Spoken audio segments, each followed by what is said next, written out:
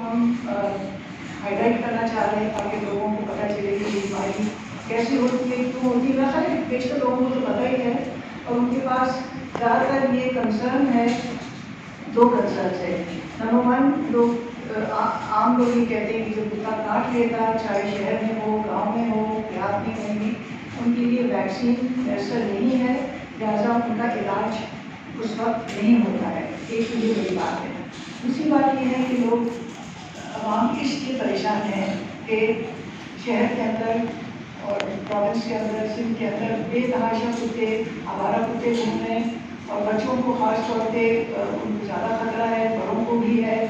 बच्चे जब सड़कों पे खेलते हैं या पार्क में खेलते हैं या तो सुबह सवेरे नमाज के उठते फजर पे उनको काट लेते हैं, या जो भी टहल रहा हो, रेली वाला हो, जो भी, तो उस तरह से है। और हमें ये भी पता है कि सिर्फ कराची के अंदर, और ये डॉक्यूमेंटेड है कि सिर्फ कराची के अंदर 150 बाइट्स रोजाना होते हैं। तो आप सोचिए कि एक दिन के अंदर 150 होते रिपोर्टेड, और जो अनरिपोर्टेड हैं, जो अस्पतालों में नहीं पहुंचते, वो तो वैसे ही होते हैं। और फिर अगर आप इसको देखें कि एक महीने या एक साल के अंदर कितने होते हैं, तो ये तो बिल्कुल आउट ऑफ कंट्रोल चीज़ है। और इसलिए हम ये कोशिश कर रहे हैं कि इसको तो बस इस इंट्रोडक्शन के बाद मैं आपको मेरी तरफ से एक बहुत बड़ी बात समझाऊंगी। वर्षों से ये शिकायत रही है कि जब कुत्ता काटता है तो लोगों को पता नहीं कि कहाँ जाना चाहिए इलाज के लिए, और जब जाते भी हैं तो हर अस्पताल में उसकी वैक्सीन और इम्यूनोग्लोबुलिन मौजूद नहीं होती है। और जब इलाज नहीं होता तो फिर, और ये कुत्ता अगर पागल कुत्ता हो और उसके काटने का इलाज ना हो तो 100% मौत का बायस हो जाता है। मसला ये है, मसला ये नहीं है कि हमारे पास वैक्सीन की कमी है। वैक्सीन हमारे पास इस्लामाबाद में से बहुत सारी आती है। पिछले दिन वेबिनार में हमें बताया गया कि चाइना से वैक्सीन इंपोर्ट करके और उसकी फिलिंग्स होती हैं इस्लामाबाद में, उनके पास मशीन्स हैं, और फिर वो क्लिनिक्स, गवर्नमेंट क्लिनिक्स वगैरह हॉस्पिटल्स में वो भेजते हैं। अब जो वहाँ भेजते हैं, तो अगर फर्ज करें उनको एक डिपार्टमेंट में या एक क्लिनिक के अंदर 10 या 20 बार भेजा जाए रोजाना, उनको कोटा देते हैं, तो एक दिन के अंदर जो 10, 20, 25, 50 मरीज जो होते हैं तो वो उसी दिन खत्म हो जाते हैं। और बाकी जो उनको मजीद देना होता है अगले दिन के लिए, फॉलोअप्स के लिए, क्योंकि उसका कोर्स होता है, तो वो उनके हाथ में नहीं होता। अब इसकी जो तरतीब WHO के मुताबिक है वो खासी बदल गई है, इस तरह कि वो एक पूरा वायल लगाने की बजाय आप उसका एक वायल के 5 हिस्से बनाकर और 2 डोज इंट्राडर्मल यानी कि गोश्त में नहीं लगाते लेकिन स्किन के अंदर लगाते हैं, जिल्द में लगाते हैं, तो उसका असर इतना ही अच्छा होता जितना बाजू के गोश्त में लगाते हैं। नंबर 1, तो ये तरकीब हमारे डॉक्टरों के अंदर ये तरबियत नहीं दी गई है, वेस्ट में जाया जाता है। लेकिन जो प्राइवेट सेक्टर में वैक्सीन आ रही है वो बहुत ही मैसर हैं, बहुत ही असरमंद हैं, और उसके इस्तेमाल से अगर हम एक वायल को 5 हिस्सों में डिवाइड करें तो 80% उसका कॉस्ट कम हो जाता है और इतना ही असरमंद है, यानी कि मरीज को आप ज़्यादा से ज़्यादा मरीजों को आप ट्रीट कर सकते हैं। तो मेरा ख्याल ये बात को अगर आप लोग समझ लें, हाईलाइट करें, तो बहुत सारे डॉक्टर्स, क्लिनिक्स, हॉस्पिटल, डिस्पेंसरीज में ये बात समझ जाएंगे। दूसरी बात यह है कि जब गहरा जख्म हो तो उसमें रेबीज इम्यूनोग्लोबुलिन लगाना लाजमी है। हमने जितने रेबीज टेस्ट देखे उनमें किसी को रेबीज इम्यूनोग्लोबुलिन नहीं लगा और किसी को वैक्सीन की सीरीज मुकम्मल नहीं लगी। तो ये बातें अगर आप अपने ज़रिए, अपने ज़राए से हाईलाइट करें, आगाही दें, तो डॉक्टरों में अगर ये ट्रेनिंग शुरू हो जाए तो इससे बड़ा फ़ायदा होगा। तो ये रहा इंसानों की तरफ से प्रिवेंट करते हैं कि उनकी बीमारी इंसान और दूसरे जानवरों में ना जाए। और इसके लिए हमने ये प्रोग्राम 2018 में शुरू किया जिसको हम कहते हैं रेबीज फ्री पाकिस्तान, और उसमें वो इंडस हॉस्पिटल से शुरू हुआ और 2019 में हमारे पार्टनर गेट्स फार्मा ने पार्टनरशिप की हमारे साथ, और हम लोग बिल्कुल बराबर काम कर रहे हैं इसमें। तो मज़ीद बताने के लिए मैं डॉक्टर वजीहा को कहूँगी कि वो इसके बारे में और ज़्यादा बताएंगी। पोस्ट एक्सपोजर प्रोफाइलैक्सिस है, डॉक्टर ने आपको एक्सप्लेन किया। लेकिन रेबीज एक 100% वैक्सीन प्रिवेंटेबल डिजीज है। इसका ये मतलब है कि अगर डॉग की बाइट से ये वैक्सीन होगी, अगर वो कुत्ता वैक्सीनेट होगा, खाना खासा वो काटेगा नहीं, तो रेबीज की बीमारी नहीं है। लेकिन एक दफ़ा अगर डॉग ने काट दिया और उसके बाद इंसान को वैक्सीन टाइम पे ना लगी, या अगर डीप वुड है और उसमें इम्यूनोग्लोबुलिन इंसान को नहीं लगी, तो मौत आपके हो सकती है। जिन कंट्रीज़ ने दुनिया से रेबीज़ को ख़त्म किया है, वो डॉग्स को मार मार के नहीं किया। हम 70 साल से ऊपर हो गया है पाकिस्तान में डॉग की किलिंग, या ख़तरनाक डॉग को बोलते हैं कलिंग, CULLING। हम 70 साल से डॉग्स को मार के कोशिश कर रहे हैं कि हमारे पाकिस्तान से रेबीज़ ख़त्म हो जाए, लेकिन अभी तक नहीं होता। और हम देख रहे हैं कि रेबीज़ डॉग्स की तादाद बढ़ती जा रही है, डॉग्स की काटने की जो डॉग बाइट केसेस रिपोर्ट होते हैं वो बढ़ते जा रहे हैं, और जो रेबीज़ की डेथ्स हैं वो बढ़ती जा रही हैं। अब ये क्लियरली सिंपली हमें ये शो कर रहा है कि कुत्ते को मार देना इलाज नहीं है, क्योंकि उससे हम देख रहे हैं 70 years में we are nowhere, we have reached anywhere. So countries हमारे जैसी, मैं इंग्लैंड की या US की बात नहीं करूँगी, मैं हम जैसी डेवलपिंग कंट्रीज़ की बात करूँगी। श्रीलंका, मैक्सिको, फिलीपींस, इन्होंने किस तरीके से रेबीज़ को ख़त्म किया है अपने मुल्कों से। इन्होंने सिर्फ 2 चीज़ें आज़माई की हैं, अदर देन द फैक्ट कि ह्यूमन साइड पे तो मिले ही मेरे वैक्सीन। इन्होंने 2 चीज़ें की हैं, और एक किया है कि उन्होंने अपने एनिमल्स की आबादी को कंट्रोल किया है, जिसको हम बोलते हैं अपनी ज़बान में ABC, animal birth control. Urdu में अगर मैं बोलूँ तो इसका मतलब है जानवर की नस्ल बंदी कर, ताकि मेल या फीमेल डॉग आगे मज़ीद नस्लें ना प्रोड्यूस कर सकें। एक साल में एक नॉर्मल फीमेल डॉग प्रोड्यूस करती है 2 लीटर, और हर लीटर में होते हैं 4 से 5 से 6 मज़ीद आगे डॉग्स।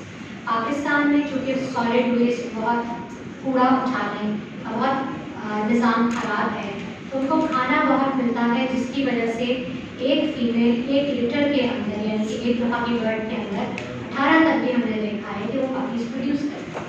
और उसके बाद वो puppies age of sexual maturity, जिससे कि वो अपने बच्चे दोबारा प्रोड्यूस कर सकते हैं, वो 4 से 6 महीने तक करते हैं।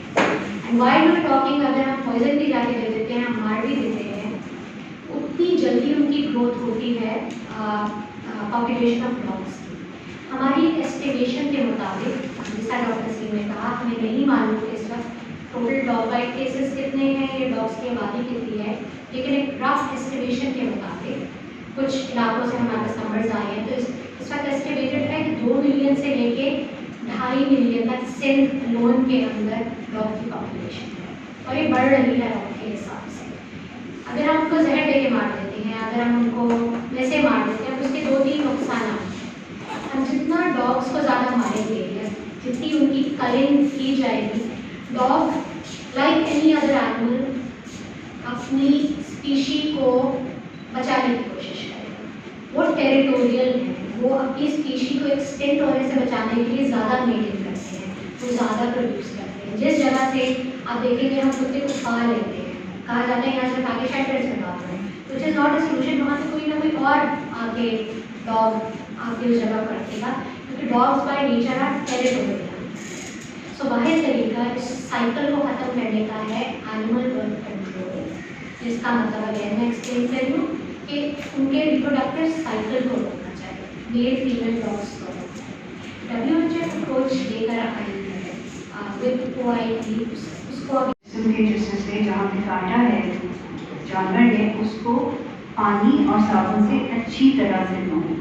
इससे 60% वायरस का बर्डन खत्म हो जाता है।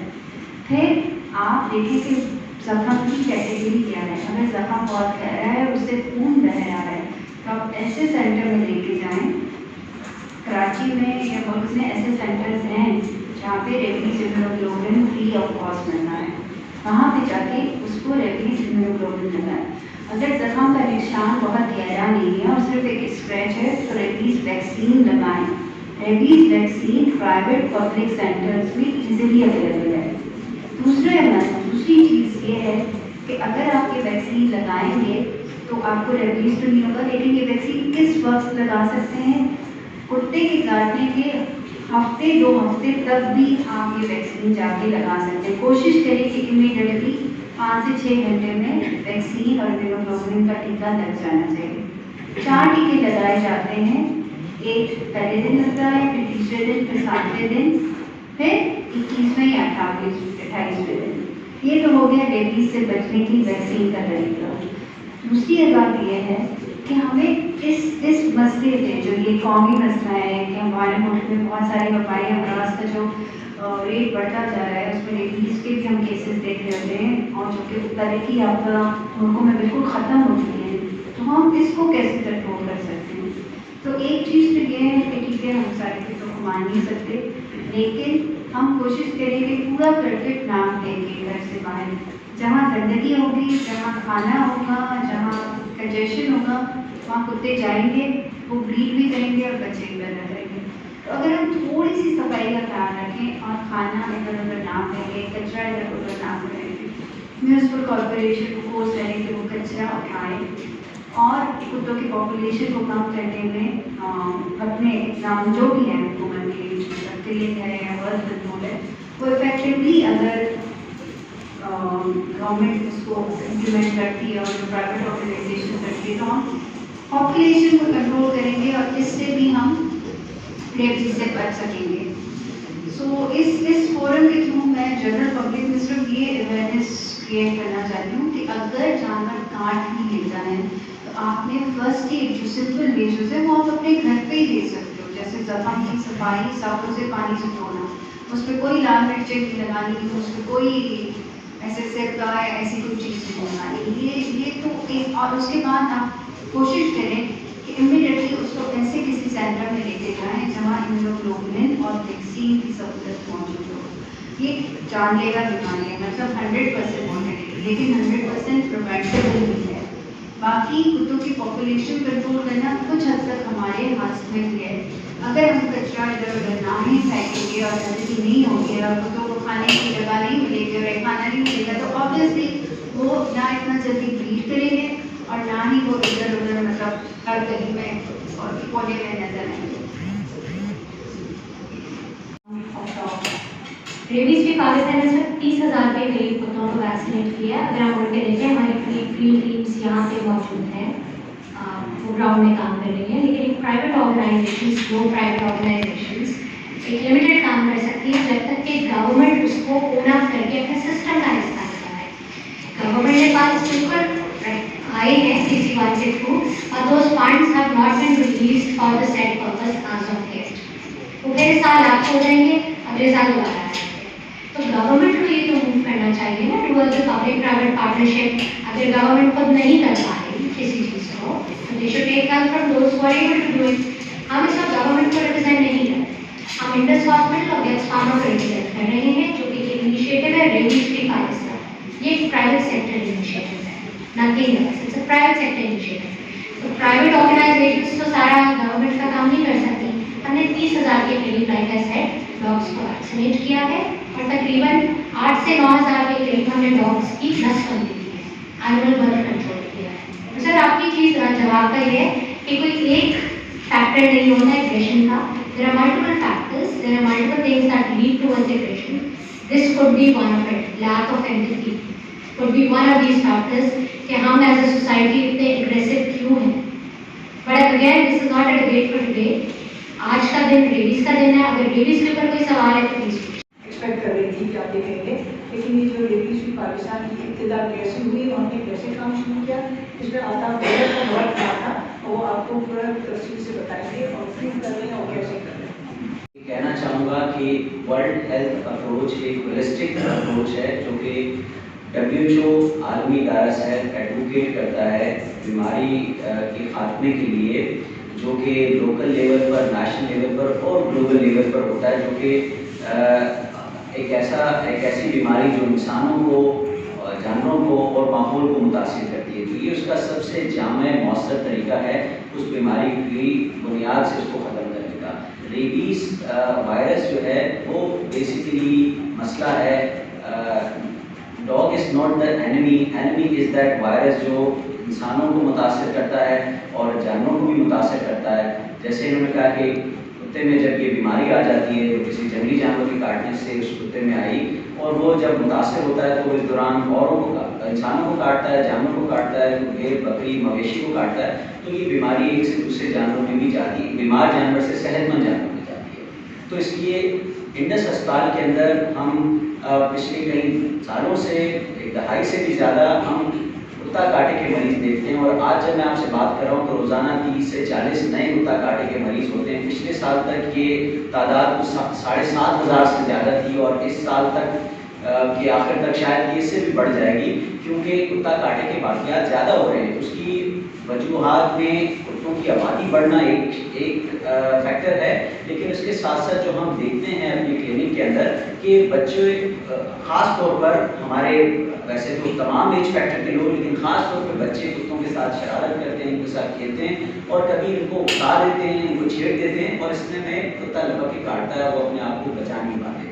तो ज़्यादातर कुत्ता काटना बच्चों में होता है 15 साल से कम उम्र के, और फिर इस तरह रेबीज़ के वाक़यात भी ज़्यादा देखने में आते हैं बच्चों में। तो इसका हल बुनियाद से होना चाहिए, इस बीमारी का खात्मा, कुत्तों की आबादी को कंट्रोल करना। तो इसके लिए इंडस अस्पताल में हमने ये सोच विचार की और कुछ आलमी इदारा सेहत इंसानों के लिए और जानवरों के लिए जो है उनकी मदद से, उनके ताउन के साथ ये प्रोग्राम जो कि लोकल गवर्नमेंट का भी उसमें ताउन शामिल था, ये शुरू किया गया ताकि हम इसकी बुनियाद को बुनियाद से लेकर इस बीमारी का, इस मसले का हल करें। तो ये एक सोच थी 2017 में शुरू हुई। 2018 में बाकायदा एक pilot project rabies free Karachi के नाम से शुरू हुआ, जिसका अभी आपने जिक्र किया, और ये एक छोटे फिशिंग विलेज इब्राहिम हैदरी के अंदर शुरू हुआ। सोचें आज तक पाकिस्तान में किसी ने इसका सोचा नहीं था, तो ये सोच 2018 में ऑन ग्राउंड शुरू हुई, जो आज रेबीज़ फ्री पाकिस्तान की सूरत में आपके सामने है। और ये एक प्रूफ ऑफ कॉन्सेप्ट बन गया है कि ये हमारे जैसे मुल्क के अंदर बिल्कुल किया जा सकता है। और ना सिर्फ कि हमने इसको शुरुआत की, बल्कि हमारे जैसे बहुत सारे ममालिक, जो डॉक्टर वजिया ने जिक्र किया, कि वो ऑलरेडी इसके अंदर बहुत कामयाब हो चुके हैं और रेबीज़ का मुकम्मल खात्मा यकीनी बना चुके हैं। तो ये एक प्रूफ ऑफ कॉन्सेप्ट है जो इस ग्राउंड से किया जा चुका है। हम अपनी एफर्ट्स को कंटिन्यू कर रहे हैं, लेकिन इसमें बहुत ज़रूरी है कि तमाम पार्टनर्स, तमाम स्टेक होल्डर, चाहे वो गवर्नमेंट की सतह पर हों, प्राइवेट सतह पर हों, वो सब इसको मिलकर अपने अपने तरीके से इस पर कॉन्ट्रीब्यूट करें, ताकि हम मिलकर इस मसले का खात्मा यकीनी बनाएं, जो कि WHO ने तहैया किया हुआ है, and rabies by the year 2030। तो हम भी इसी कारवां के अंदर शामिल हैं, ताकि हम दुनिया के साथ कदम से कदम मिलाकर रेबीज़ का खात्मा अपने मुल्क से भी यकीनी बनाएं। जी, आपने सवाल पूछा है कि आप जो सोचा है कॉलोनी मेल की कैस्ट्रेशन हुई है, वहाँ पे फीमेल डॉग्स की स्पेनिंग सर्जरी नहीं होने की वजह से वो फीमेल डॉग्स बहुत एग्रेसिव हो रहे हैं, उनकी पागलपन की शिकार हो रही है। अब बेसिकली हमारा एक तो सर्जरी का काम स्टार्ट नहीं हुआ, और दूसरी बात ये कि हम जो भी काम करते हैं उसमें मेल और फीमेल दोनों को उठा के उन दोनों के एनिमल बर्थ कंट्रोल करते हैं। और सेकंड थिंग ये कि ये नहीं है कि आप फीमेल लोग, अगर मेल लोग नहीं मिल रहा तो हीट पे आके पागलपन की हरकतें करती है या करती है, ऐसा कुछ भी नहीं होता। हाँ, बिहेवियर चेंज जरूर आती है उसके अंदर, कि अगर वो हीट पे आती है, उसको अगर मेल उसको पार्टनर ना मिले, शी बिकम एग्रेसिव, वो एग्रेसिव होती है, जैसे फिर बच्चे देने के बाद एग्रेसिव होती है, इस तरह वो बिहेव करती है, वो बाइट करती है। तो इसलिए हमारा जो अपना इंडस हॉस्पिटल में जो रजिस्ट्री पाकिस्तान में जो प्रोग्राम है, जिसका हमारा जो अप्रोच है वो है मेल और फीमेल दोनों को हम कैच करते हैं और उन दोनों की एनिमल बर्थ कंट्रोल करते हैं।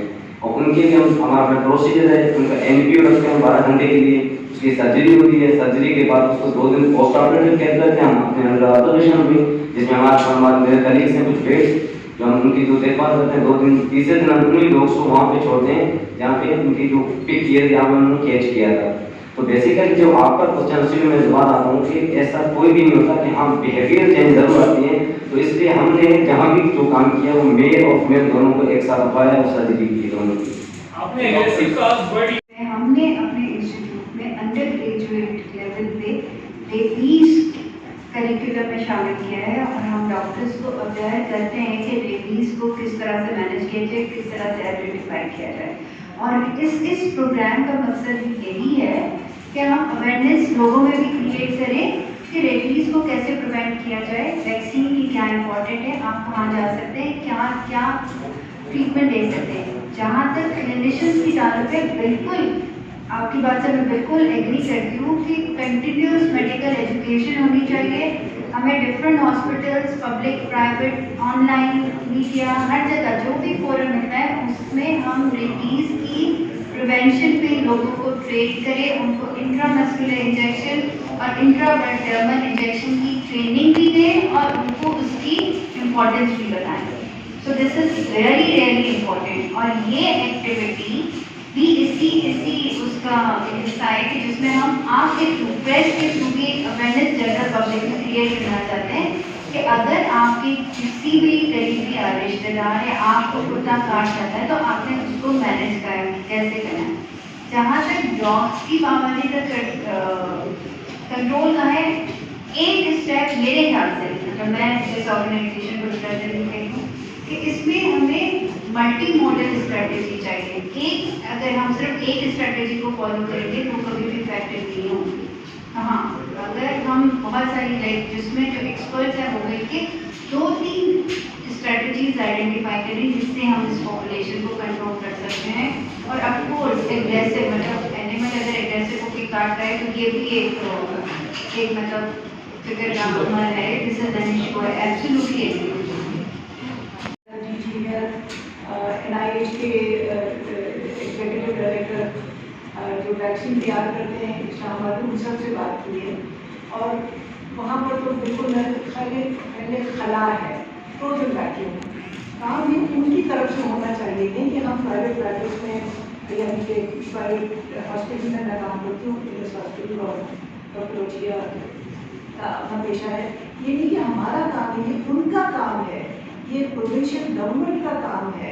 हमने सिर्फ ये जो आप आपको बता दें, हमने एक एक्सपेरिमेंट करके दिखाया कि इब्राहिम हेल्दी की विलेज में जहाँ पर 1.5 लाख की आबादी है वहाँ पर ये काम हमने किया है, जिसमें वैक्सीनेशन और एनिमल बर्थ कंट्रोल ये हमने करके दिखाया। बाकी वक्त हम ठहरे हुए हैं, इंतज़ार में है कि लोकल गवर्नमेंट सिंध की और फिर फेडरल गवर्नमेंट मिल के इस बात पे सोचें और हिस्सा लें।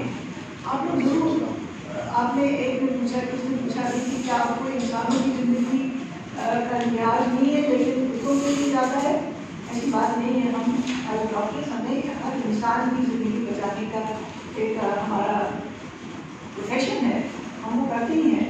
लेकिन कुत्ते में जो हम वैक्सीनेट करते हैं और ये इंसान को बचाने के लिए, ये नहीं कि कुत्ते को बचाने के लिए। के प्लेटफॉर्म से जैसे मैंने बताया कि ना सिर्फ हम रोज़ाना डॉग बाइट पेशेंट्स को, एनिमल बाइट पेशेंट्स को देखते हैं, आलमी इदारा सेहत की बताई गई हिदायत के मुताबिक उनमें रेबीज से बचाव का इलाज करते हैं। उसके साथ साथ हम एक ट्रेनिंग सेंटर हैं जहां हम ना सिर्फ पूरे सिंध के तमाम हॉस्पिटल्स को अप्रोच करते हैं, गवर्नमेंट, प्राइवेट सेक्टर, NGOs को, ताकि हम उनमें ये जो आलमी इदारा सेहत की बताई हुई हिदायत हैं उनके मुताबिक उनके डॉक्टर्स की, हेल्थ वर्कर्स की ट्रेनिंग करें और उनको इनकरेज करते हैं ताकि ज़्यादा रेबीज प्रिवेंशन सेंटर्स लोकेलिटी पे कायम किए जा सकें। और इसके अलावा क्योंकि ये एक होलिस्टिक अप्रोच है, इसमें लोगों को आगाही के लिए भी हम बहुत मेहनत करते हैं रेबीज फ्री पाकिस्तान के प्लेटफॉर्म से, इंडस हॉस्पिटल के प्लेटफॉर्म से, ताकि हम ज़्यादा से ज़्यादा लोगों को आगाह कर सकें कि ये कितना खतरनाक मसला है। रेबीज प्रिवेंशन के साथ साथ डॉग बाइट प्रिवेंशन भी होना चाहिए ताकि कुत्ता काटे ना, उसके लिए हम एक ऐसा माहौल क्रिएट करें ताकि जो कुत्तों का उकसाया जाना है उसको कम करें। और फिर एट द एंड मैं ये कहूँगा जो रेबीज फ्री पाकिस्तान का इनिशिएटिव है ये बेसिकली इस मसले के जड़ से खात्मे का एक सॉल्यूशन है। आप अगर 3 दिन पहले जाके चेक करें, प्रोफेसर सुल्तान साहब ने एक स्टेटमेंट दी है कि इसको हम अनकरीब एज ए नोटिफाइबल डिजीज बनाएंगे। जब ये नोटिफाइबल डिजीज होगा तो उसके ऊपर एक रजिस्ट्री सर्वेलेंस क्रिएट की जाएगी पाकिस्तान में, जो कि फेडरल का इनिशिएटिव होगा और फिर प्रोविंसेस की तरफ जाएगा। ये बहुत पॉजिटिव स्टेप होगा, फिर इसको क्रिएट किया जाएगा। बिकॉज अभी तक हमें यही नहीं मालूम कि रेबीज की प्रेगनेंस या रेबीज डॉग बाइट केसेस कहते हैं। दूसरा आपका एक सवाल था कि हम नीला धोना दे के मारते हैं। उसका सिंपल सा एक प्रैक्टिस बता रहा था ठीक है, आप अगर 3 दिन पहले जाके चेक करें, प्रोफेसर सुल्तान साहब ने एक स्टेटमेंट दी है कि इसको हम अनकरीब एज ए नोटिफाइबल डिजीज़ बनाएंगे। जब ये नोटिफाइबल डिजीज़ होगा तो उसके ऊपर एक रजिस्ट्री सर्वेलेंस क्रिएट की जाएगी पाकिस्तान में, जो कि फेडरल का इनिशिएटिव होगा और फिर प्रोसेस की तरफ जाएगा। ये बहुत पॉजिटिव स्टेप होगा, फिर इसको क्रिएट किया जाएगा। बिकॉज अभी तक हमें यही नहीं मालूम कि रेबीज़ की प्रेगनेंस या रेबीज़ डॉग बाइट केसेस कहते हैं। दूसरा आपका एक सवाल था कि हम नीला धोना दे के मार दें, उसका सिंपल सा केएमसी की प्रैक्टिस बता रहा था ठीक हमारा इनिशिएटिव है 10 साल की वेंचर है हमारी एज ए जॉइंट पार्टनरशिप, जिसमें एक फार्मास्यूटिकल है और एक अस्पताल है। और हमने ये अहद किया है कि हम पाकिस्तान से रेबीज़ का खात्मा करेंगे। इस पर ना हमारी कोई दवाई है ना हमारी कोई वैक्सीन है, तो इस पर हमारा कोई पर्सनल इंटरेस्ट नहीं है। इसकी 2 साइड्स ऑफ द स्टोरी है। एक हम ह्यूमन साइड पे काम करते हैं डॉक्टर्स की ट्रेनिंग के ऊपर, सही तरीके से फलाना हंसता डॉग काट जाए किन इलाकों में जाना है तो हमको कैसे वॉश करना है, कितनी देर के अंदर उसको पोस्ट एक्सपोजर प्रोफाइल एक्सेस मिल जाए, जो कि डॉक्टर नसीम एंड डॉक्टर शोभा ने भी एक्सप्लेन किया। इसकी दूसरी साइड जो बहुत ज़रूरी है, अगर डायरिया हो रहा है, मैं आपको बहुत सिंपल सी चीज़ बताऊँ, अगर गंदे पानी की वजह से डायरिया हो रहा है तो हम सिर्फ फ्लैजेल लेकर उसका इलाज तो नहीं करेंगे ना, हम गंदे पानी को साफ करने की कोशिश करेंगे ताकि डायरिया ना हो करें। And you people are our voice, हम जाके लोगों को नहीं बता सकते जो कि आप लोग बता सकते हैं। ये एक वैक्सीन प्रिवेंटेबल डिजीज़ है। अगर उस पानी को साफ कर दिया जाए तो डायरिया खत्म हो जाएगा। इसी तरह अगर उस डॉग को वैक्सीन लग जाए तो ये डिजीज़ खत्म हो जाएगा। उसमें इस डॉग की गलती नहीं है। यस, आपकी बात बिल्कुल ठीक है कि अगर सिर्फ मेल्स को डॉग्स को कैस्ट्रेट कर दिया जाएगा तो फीमेल में एग्रेशन आएगी। रेबीज़ फ्री पाकिस्तान का ये मॉडल नहीं है, WHO का ये मॉडल नहीं है। वन हेल्थ अप्रोच कहता है मेल और फीमेल दोनों डॉग्स को आप नसबंदी करें। फीमेल को थोड़ा ज़्यादा टाइम लगता है, 2 दिन लगता है उसको, क्योंकि उसकी फुल मेजर सर्जरी होती है, जिस साल अभी डॉक्टर साहब आपको एक्सप्लेन करेंगे। मेल डॉग से जल्दी हो जाता है, शॉर्टर वोजेक्टोमी भी नहीं हम करते हैं, हम केमिकल कैस्ट्रेशन करते हैं। आप मज़ीद